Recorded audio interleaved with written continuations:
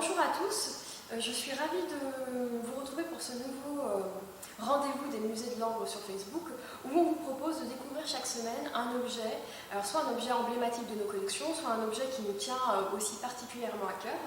Et j'ai choisi aujourd'hui de partager avec vous l'histoire de cet instrument qui s'appelle un chronomètre de marine. Et c'est un objet que j'ai choisi parce que c'est une œuvre qui fait voyager aux quatre coins du monde.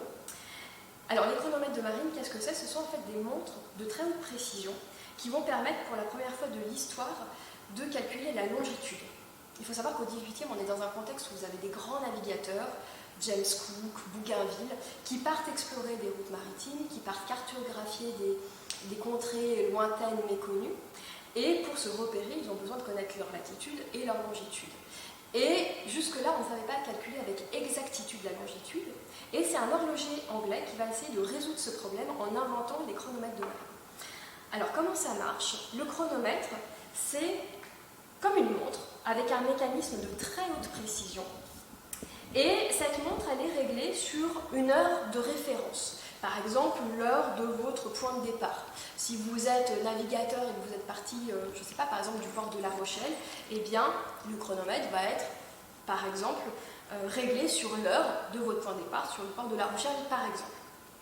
Et comme ça va vous permettre d'avoir une heure de référence à bord et vous allez pouvoir ensuite calculer le décalage horaire entre l'heure donnée par le chronomètre et l'heure de l'endroit où vous vous trouvez.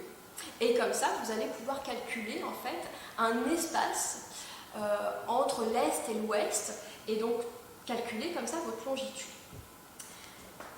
Les chronomètres de marine, ça se présente comme ça. Vous avez les informations, l'heure qui est donnée, vous avez ici les heures, vous avez juste au-dessus les minutes, vous voyez jusqu'à 60, vous avez ici les secondes, pour avoir une heure la plus précise possible.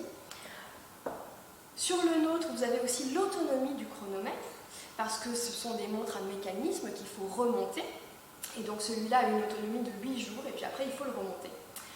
Donc comment ça se passe quand on doit le remonter? On le tourne, hop, comme ceci, et vous avez à l'intérieur du boîtier une clé qu'on va introduire dans le mécanisme, qu'on va tourner sur la gauche, et ça va vous permettre de remonter quand il y a besoin le mécanisme pour faire fonctionner votre chronomètre 8 jours de plus.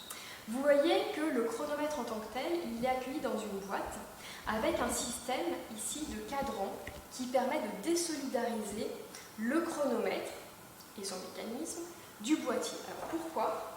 Eh bien parce que vous imaginez que vous êtes sur un navire et vous pouvez avoir les effets des vagues, les effets de la houle par exemple.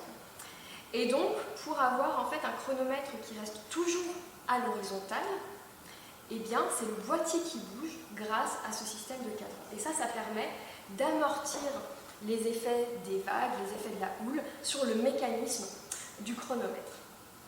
Vous voyez aussi qu'il y a une autre petite clé ici qui sert à ouvrir le boîtier. Alors pourquoi vous avez ça? Parce que les chronomètres, ce sont parmi les objets les plus précieux du navire. C'est quand même ce qui va vous permettre de calculer avec exactitude où vous vous trouvez, hein. Donc il ne s'agit pas de faire n'importe quoi avec. Et donc seul le capitaine et éventuellement son second ont la clé pour accéder au mécanisme. Le reste du temps, vous avez une autre ouverture ici, avec une vitre qui protège le chronomètre, qui vous permet quand même de consulter l'heure donnée par le chronomètre sans accéder au mécanisme. Ce qui est intéressant avec le chronomètre que je vous montre aujourd'hui, donc il a été fabriqué dans les années 1810 et on sait qu'il a été utilisé jusqu'en 1924 au moins.